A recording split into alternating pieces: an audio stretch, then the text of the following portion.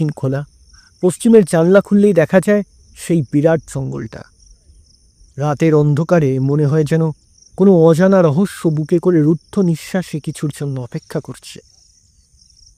ঘরটায় যেসব আসবাবপত্র তার কোনোটাই হাল ফ্যাশনের নয়, দেখলেই বোঝা যায় সাহেবি আমলের, এমনকি বিরাট আয়নাটা পর্যন্ত।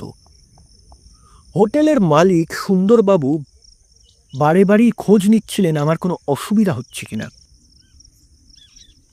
অসুবিধা আর কি, আমি বলি। সন্ধ্যের পর থেকে একেবারে চুপচাপ, গল্প করার লোক নেই। বিনয় গলে গিয়ে বললেন, আপনাদের মতো মানুষের সঙ্গে গল্প করার কি সবার সাধ্যে কুলোয়?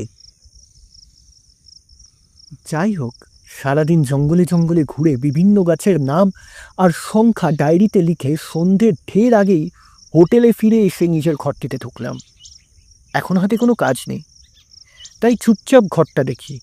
বড় বড় জানলা, কাচের সর্ষি নকশা কাটা মেঝে, উঁচু সিলিং। না জানি এ ঘরে কোন সাহেব বা কোন জমিদার বিলাসে ডুবে থাকত। ওই যে বিরাট আয়নাটা, এটাই কি কম পুরনো? এইসব ভাবতে ভাবতে রাত 9টা বেজে যায়। হোটেলের ঠাকুরটি গরম গরম মাংস ভাত নিয়ে এলো। 9:30টার মধ্যে খাওয়া শেষ। এরই মধ্যে চারিদিক থমথম করছে, জনমানুষের সাড়া নেই। শুধু মাঝে মাঝে জঙ্গল থেকে ভেসে আসছে কি একটা পাখির অদ্ভুত ডাক, শুনলে গায়ের রক্ত হিম হয়ে যায়। 10টা বাজতেই আমি জানলা দরজা বন্ধ করে মশারি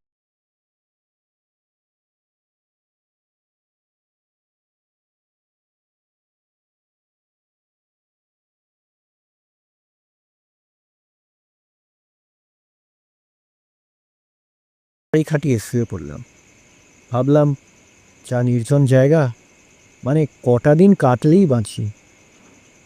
সবে পাশ ফিরে শুয়েছি, দরজায় ঠুকঠুক। চমকে উঠলাম। জায়গাটা যেরকম, তাতে গভীর রাতে যে কোনো ঘটনাই ঘটতে পারে। ভূতের আবির্ভাবও অসম্ভব না। ভাবতেই গায়ে কাঁটা দিয়ে উঠল। আবার কড়া নাড়ার শব্দ।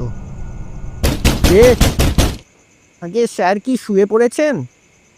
না না না, যাই বলে চটিতে পা গলিয়ে উঠে গিয়ে দরজা খুলে দিলাম। এলাম একটু গল্প করতে। আসুন আসুন, ভালোই হলো। আপনি তো দেখছি মশারি টাঙিয়ে। কি করব, যা মশা। সুন্দরবাবু আমার বিছানায় পা তুলে বসে খোশ গল্প শুরু করলেন। প্রথমে আমার ঘর বাড়ির খোঁজ খবর নিলেন, তারপর বমি করার মতো হড়হড় করে নিজের কীর্তিকলাপের